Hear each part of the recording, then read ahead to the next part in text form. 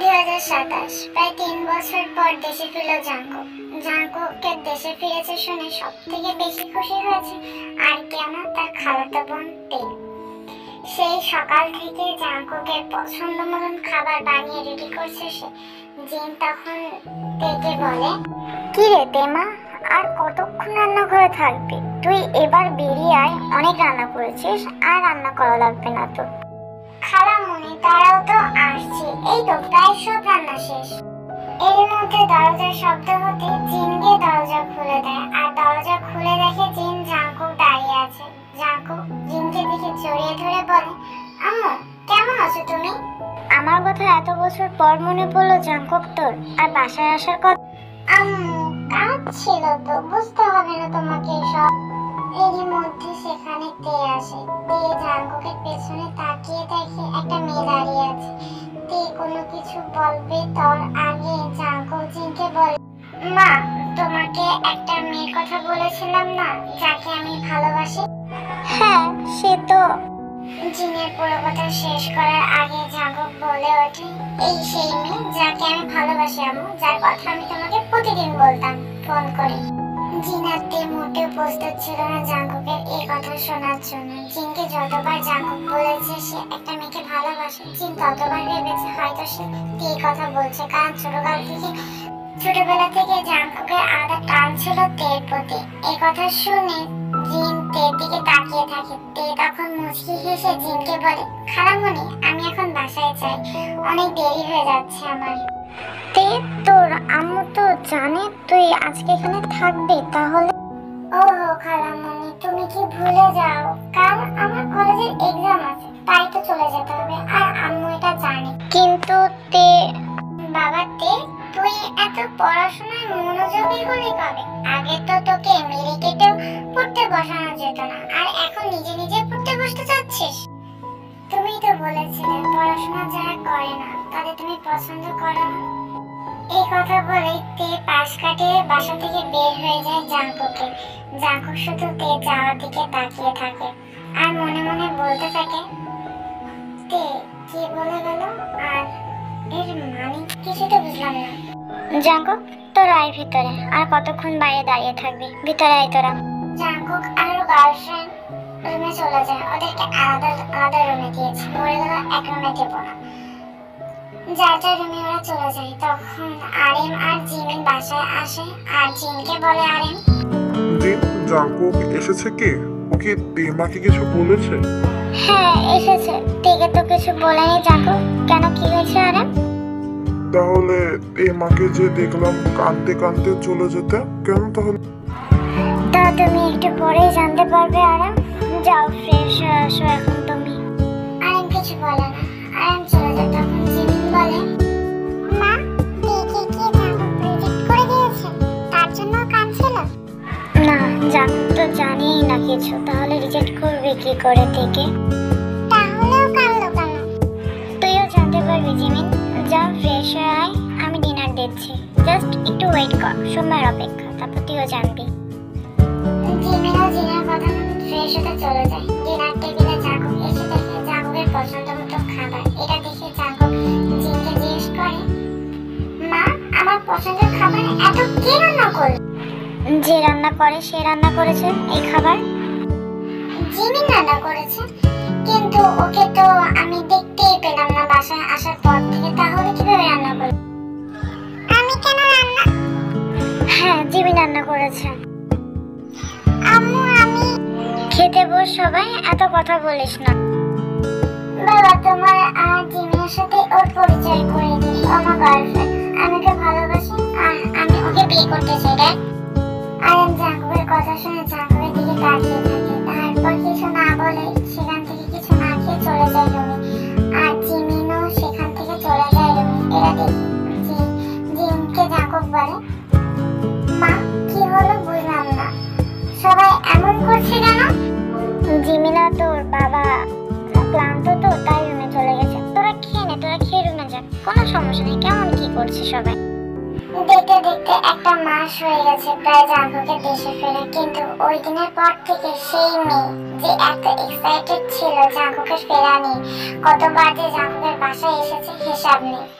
সেই মেয়ে এই 1 মাস একবারও জাঙ্কুকদের বাসা কেন ওদের এলাকাতেও আসেনি।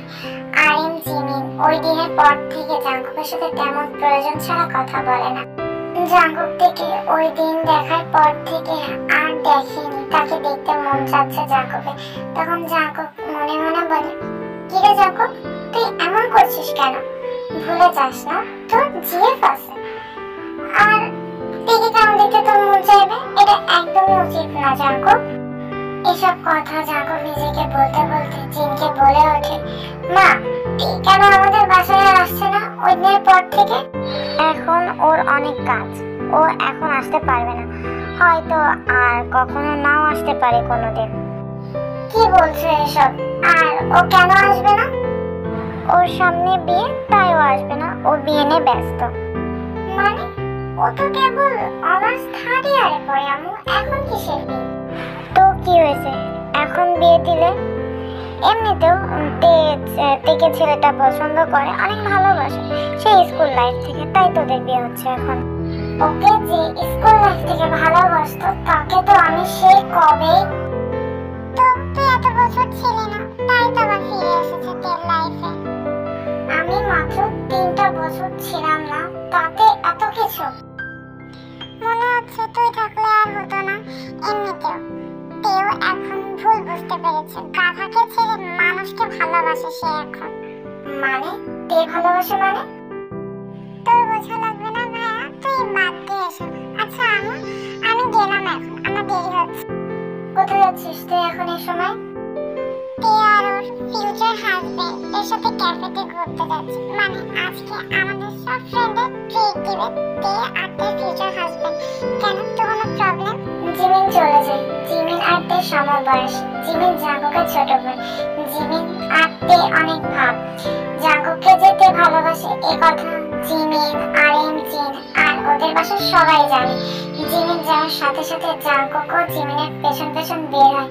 তখন জিন জাঙ্কুকের গার্লফ্রেন্ডকে বলে, শোনো মেয়ে, তুমি চলে যাও তোমার দেশে।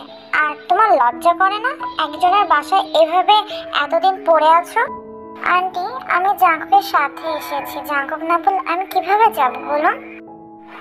শোনো মেয়ে, আমার ছেলে তোমাকে ভালোবাসে না, আমার ছেলে আমার তেইমাকে ভালোবাসে। সো তুমি তোমার ব্যাগ বস্তা গুছো আর এখান থেকে চলে যাও। আর হ্যাঁ, এই নাও তোমার প্লেনের টিকিট, আর 1 ঘন্টা পর তোমার ফ্লাইট, বুঝেছো? কিন্তু আন্টি থ্যাঙ্কস বলার একদমই দরকার নেই। আমি আবার এমন মেয়েদেরকে সাহায্য করতে ভালোবাসি, মানে আমার তেমা আমাকে এমন মেয়েদের সাহায্য করতে শিখিয়েছে। সো তুমি আমাকে থ্যাংক ইউ বলো না, ঠিক আছে? আমি যাব না যতক্ষণ না জাঙ্কুক আমাকে বলছে যেতে। আন্টি আমি এটাই আপনাকে বলতে চাচ্ছিলাম তখন থেকে। তোমাকে যে যেতে হবে। আর এই নাও চেক, এখানে যত ইচ্ছা টাকার অ্যামাউন্ট বসিয়ে নাও। কোনোদিন যেন আমার ছেলের আশেপাশে তোমাকে আর আমি না দেখি, ওকে? জাঙ্কুকের গার্লফ্রেন্ড চেক নিয়ে কিছু না বলে সেখান থেকে খুশি খুশি চলে যায়। জিন এটা দেখে আরিমকে বলে, শালা ছেঁচড়া বেরি লোভী, টাকা নিয়ে চলে গেল।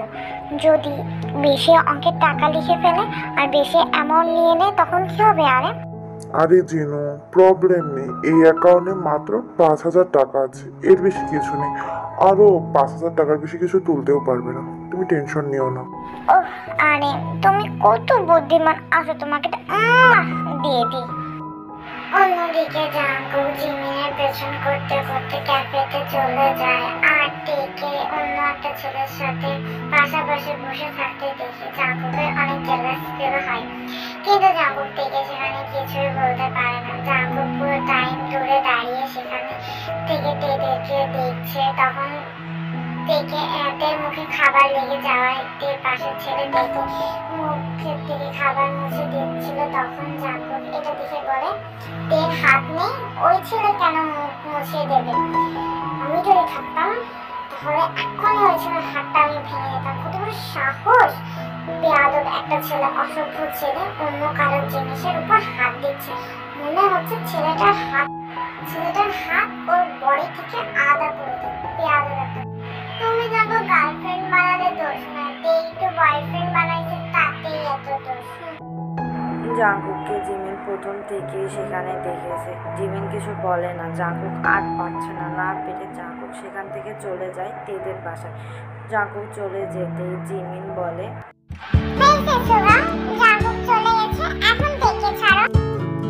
দেখেছো তে তোমার বোন কেমন করছে আমার সাথে এখন? সুগা ভাইয়া, জিমিনকে আর জ্বালিও না, না হলে পরে দেখা যাবে তোমার মাথায় আর একটা চুলও নাই। সুগা হলো জিমিনের বয়ফ্রেন্ড। এতক্ষণ যা হচ্ছিল তা সুগা, জিমিন আর আরেমের প্ল্যান ছিল জাঙ্কুকের বাড়িতে গিয়ে জাঙ্কুকের রুমে চলে যায়। রুমে গিয়ে পর টেবিলের সামনে যেতেই জাঙ্কুক একটা ডায়েরি দেখতে পায়। কিছু না ভেবে জাঙ্কুক ডায়েরিটা নিয়ে খাটে বসে ডায়েরিটা খুলে পড়তে শুরু করে। তখন জাঙ্কুক খেয়াল করে প্রথম পেজে যে ডেটটা লেখা সেটা জাঙ্কুকের চলে যাওয়ার ডেট, আর বাকি সব পেজে শুধুমাত্র জাঙ্কুকের ছবি আর জাঙ্কুকে নিয়ে লেখা। এটা দেখে জাঙ্কুক বলে, এখানে তো দেখি সব আমার বিষয়ে লেখা, আর এই ডেটটা তো আমার চলে যাওয়ার দিনের ডেট। ও কি পাগল নাকি, সব আমাকেই দিয়ে লিখেছে। এসব বলতে বলতে জাঙ্কুক লাস্ট পেজে একটা কিছু লেখা দেখে। তখন জাঙ্কুক সেটা দেখে পড়তে শুরু করে। জানো জাঙ্কুক ভাই, তোমাকে না অনেক কথা বলার আছে আমার, কিন্তু আফসোস আমি হয়তো কখনো আর বলতে পারবো না। জানো আমি না তোমাকে অনেক বেশি ভালোবাসি, 1, 2, 3, 4, 5 বছর ধরে। আমি যখন তোমাকে প্রথম দেখেছি, জানি না তোমার থেকে ভালোবাসি কিনা, কিন্তু যখন তুমি চলে গেলে তখন বুঝতে পারলাম যে আমি তোমাকে ভালোবাসি। নিজের কাছে একটা মানুষ দূরে গেলেই হয়তো সে বুঝতে পারে সে যে তাকে ভালোবাসে। ঠিক আমার সাথে এমনই হলো জাঙ্কুক ভাই। আমি তখন থেকে তোমার আসার অপেক্ষা করা শুরু করেছিলাম। জাঙ্কুকের এই লেখাগুলো পড়ে অনেক খুশি হয় আর বলে, তুই কেন বোকা হতে যাবি? বোকা তো আমি তো বুঝতেই পারিনি যে আমি তোকে ভালোবাসি। তুই ঠিক বলেছিস, দূরে গেলে বোঝা যায় যে কে কাকে ভালোবাসে। দেখ তুই ওই দিনকার পর থেকে আমাদের বাসায় আর গেলি না, আমার তো কে যে ভালোবাসে সেটাই আমি বুঝতে পারলাম। আর এখন দেখ তুই। জাঙ্কুকের পরের পাতায় লেখা পড়তে শুরু করে, আজকে আমার অপেক্ষার দিন শেষ। আজকে তুমি দেশে ফিরছো। তোমার জন্য সারাদিন ধরে তোমার পছন্দ সব রান্না করেছি জাঙ্কুক ভাই, কিন্তু আমি ভাবতেই পারিনি তুমি তোমার সাথে করে তোমার ভালোবাসার মানুষকে নিয়ে আসবে। যখন তুমি বললে না যে সে তোমার ভালোবাসার মানুষ থেকে বিয়ে করতে চায়, সত্যি তখন আমার দুনিয়ার সব যেন অন্ধকার হয়ে গেছে। যে আমি যাকে ভালোবাসি সে নাকি অন্য কাউকে ভালোবাসে, এটা ভাবতে না আমার খুব খারাপ লাগছিল। সবসময় তুমি আর তোমার ভালোবাসার মানুষ ভালো থেকো। জানি আমার এই লেখা হয়তো ডায়েরির পাতায় আবদ্ধ থাকবে, কখনো তুমি জানতেই পারবে না। আমার মতোই একদিন আমার ডায়েরির পাতাগুলো শেষ হয়ে যাবে জাঙ্কুক ভাই। তুমি ভালো থেকো। জাঙ্কুক তেরে লেখাগুলো পড়ে কান্না করে দেয়। তখন হঠাৎ জাঙ্কুকের ফোনে কল আসতে জাঙ্কুক ফোন ধরতে ও পাশ থেকে বলে ওঠে, হ্যালো, আপনি কি মিস্টার জিয়ান? হ্যাঁ এটা আমার, কিন্তু তের ফোন আপনার কাছে কেন? আসলে এখানে একটা কার অ্যাক্সিডেন্ট হয়েছে। জাঙ্কুক এটা শোনার জন্য একদমই প্রস্তুত ছিল না। জাঙ্কুকের ফোন হাত থেকে পড়ে যায়। জাঙ্কুক দ্রুত আবার ফোন নিয়ে বলে, অ্যাড্রেসটা বলুন আমাকে তাড়াতাড়ি। ডট জায়গায় আপনি চলে আসুন প্লিজ, আপনি আসলেই জানতে পারবেন। জাঙ্কুক ওই লোকের কথা মতো অ্যাড্রেসে চলে আসে। আসতেই জাঙ্কুক থেকে ওখানে ওইভাবে পড়ে থাকতে দেখে জাঙ্কুক থেকে কোলে নিয়ে বলতে থাকে, তে প্লিজ চোখ খোল, দেখ আমি তো জাঙ্কুক ভাই, প্লিজ তে তো জাঙ্কুক ভাই তোকে প্রমিস করছে কোনোদিন তোকে ছেড়ে যাবে না, প্লিজ তে চোখ খোল, প্লিজ দেখ আমি বলছি আমি তোকে অনেক বেশি ভালোবাসি। তে প্লিজ তাও চোখ খোল, আমার সাথে কথা বল। তে কথা বলছিস না কেন, প্লিজ কথা বল।